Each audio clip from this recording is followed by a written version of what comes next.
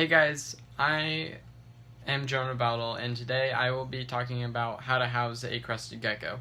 I do not own a crested gecko, but I've done lots of research on them, and soon I will be getting one. I don't know if I already have one by the time that you're watching this video, but hopefully I'll be getting one soon. I have like a area that I'm gonna put it at, and I've bought plants for it and stuff. So today I'm going to be talking about housing, and I will be using this information that I've got here to, for my Crested Geckos, so, I mean, I'd trust it, but you should definitely go and do your own research as well as this, have multiple places that say the same thing, so then you can be sure that, what you're doing is, the correct thing, probably, most likely. I got this stuff mainly from, Reptile Magazine online, the Reptile Magazine, which is a website, and also Pangea, I think,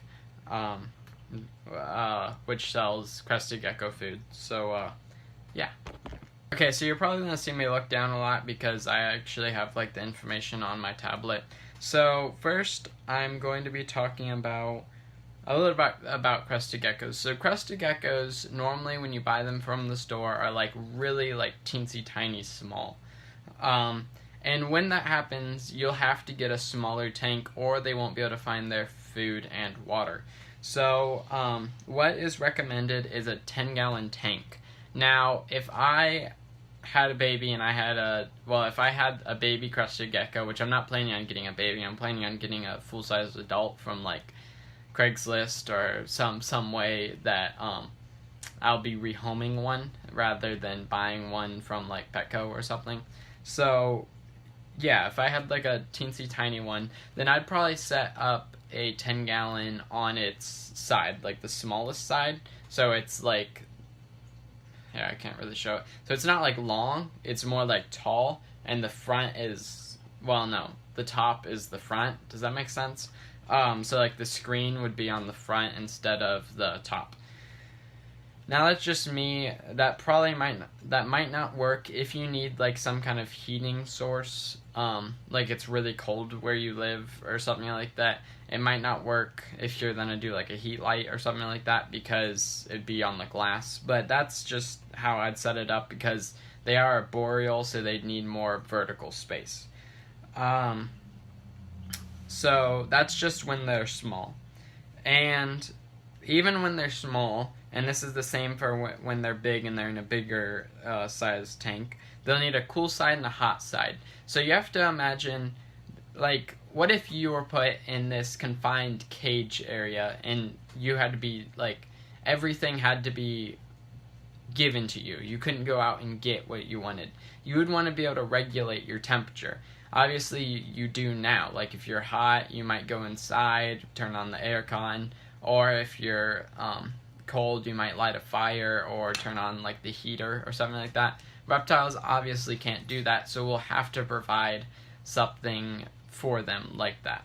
So again, hot side, cool side. So have some kind of, if you have a heat lamp or a heat pad, again, I'm not even sure, you might not even need to provide heat for Crested Geckos where you live. So I'd always have something that you could, if you needed to, just in case it got too cold or possibly too warm. I'm not exactly sure what you'd do then.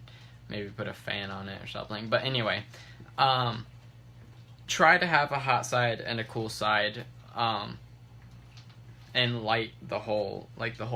If you look at my iguana's enclosure, I have light mostly on the whole thing. It's kind of darker on this side, but obviously this is the hot side, that's the cold side.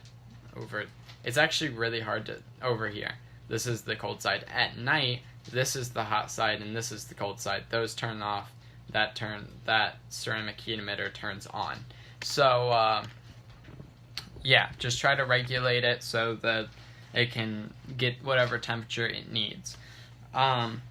Then they are nocturnal-ish. I think they're leopard geckos in the way that they're not nocturnal and they're not diurnal. They come out in the evening and the morning.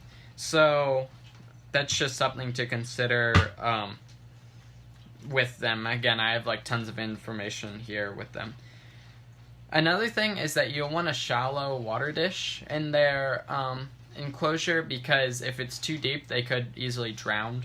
And yeah, I don't think they go swimming very much in their natural habitat.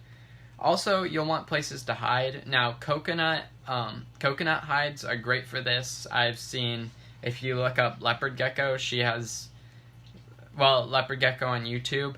There's actually a channel called Leopard Gecko. She has a crested gecko and a jehua, which is very similar, comes from the same place. And she has a video on how to make hides out of coconuts. So that's really cool. Also, like the wooden hides that you see at the pet store, like the dome things. I'll probably have something like, I'll have tons of space in my enclosure, so I'm gonna try to do coconut hides, and I'm sure I'll find some other stuff, like some kind of wood it can hide behind, or plants and stuff.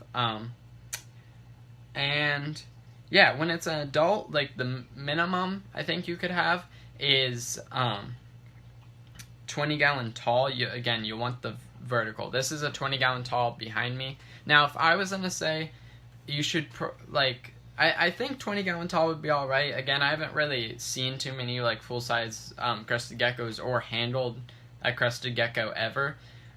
But if it was me, I would probably want like a 30-gallon tank as like a 30-gallon tall, like right there, as probably what I would want. But again, 20-gallon tall would work.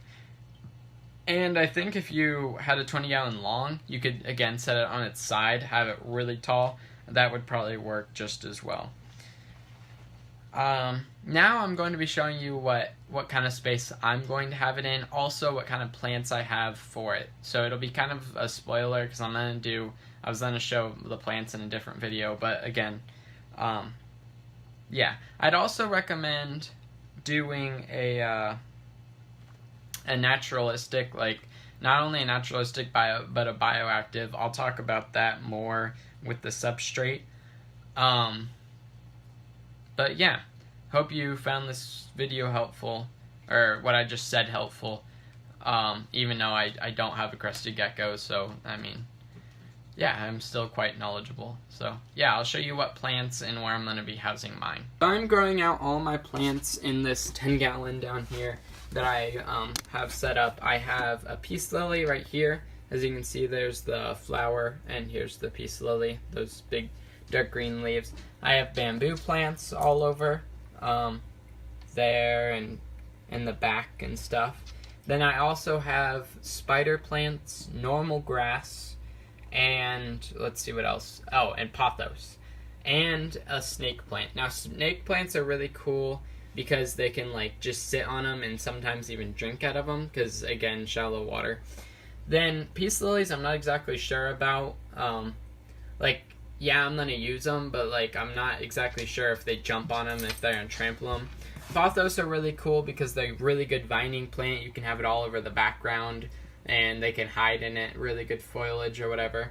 Then bamboo, I would assume, is kind of like, they'd probably be pretty sturdy, and it might want to climb on it. That would be pretty awesome, and especially if they're babies. And then spider plants are just really good color, and I'm again not exactly sure if they're gonna trample them or whatever. So yeah, those are the plants that I have. I actually have bigger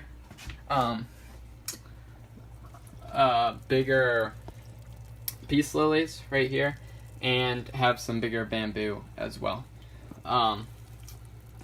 So yeah, now I'm gonna show you over here.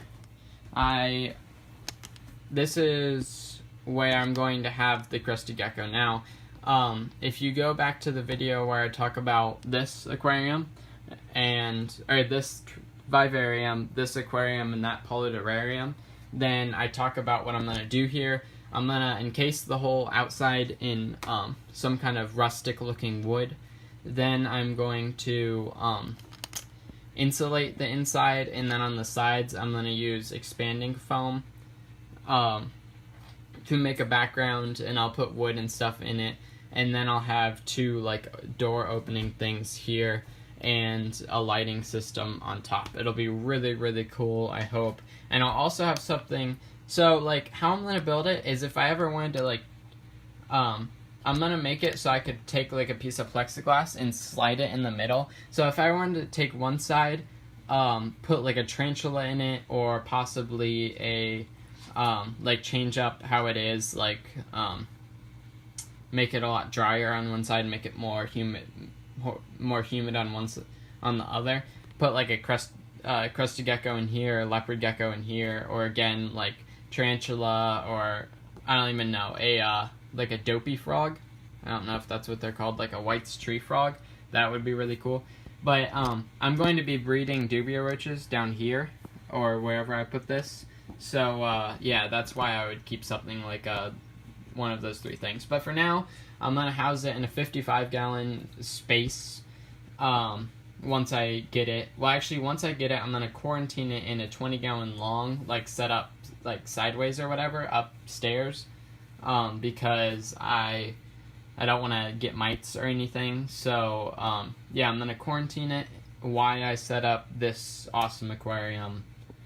Well, this awesome terrarium, vivarium, you know, the whole shebang. So yeah, hope you enjoyed this video. I know it was quite long. But I guess I like to talk. So yeah, hope you enjoyed this video. If you did, like it down below. If you have any comments or concerns, put in the comments below. And if you want more content, then you should subscribe. Have a nice day, and I'll see you in the next video.